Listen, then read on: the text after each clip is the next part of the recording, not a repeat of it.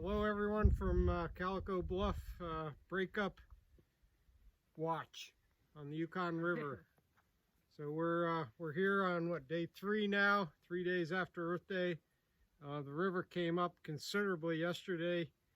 A lot of water coming down. The ice is lifted. I think the Yukon River ice is actually floating now, broken from the shoreline. We had a cold night last night. There's ice in the slack waters, but there's definitely a current coming down along the shorelines. To help us kind of visualize the rise of the water, I've put in this rebar onto the shoreline here, and then I have marks every 1 foot. So this will be 2 feet rise for the first mark, and then 1 foot increments after that, so we'll be able to follow the rise of the river. The typical way this works at breakup is as the snow melts in the high country and off the grounds, it goes into the tributaries, the creeks, that all flows into the Yukon River.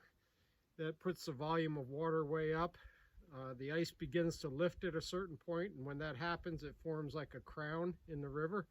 All liquids form kind of a crown like that, and all the water gets forced to either shoreline. And then once it's along the shoreline there, you get these long channels of water right against the shoreline, separating the shoreline from the more solid ice out in the middle of the Yukon. And then eventually, when the water gets high enough or the ice gets rotten enough, there's enough pressure from the current to start breaking it up.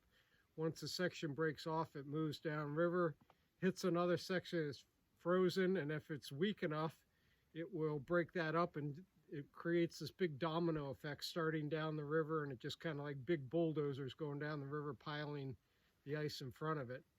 The bad thing is if the ice isn't soft, or if there's a place where it grounds, then it forms an ice dam, and then it's kind of like having the Hoover Dam with the whole Yukon River behind it.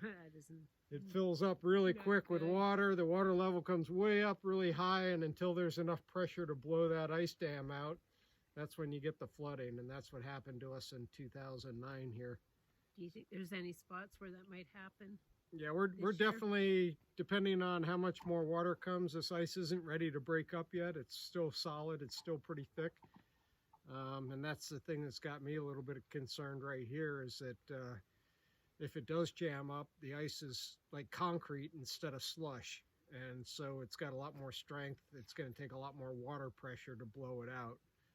So anyway, we'll see what happens. We've gone from 3 days ago drilling holes to get water for the season to now we have probably 50 yards of water between the shoreline and the ice.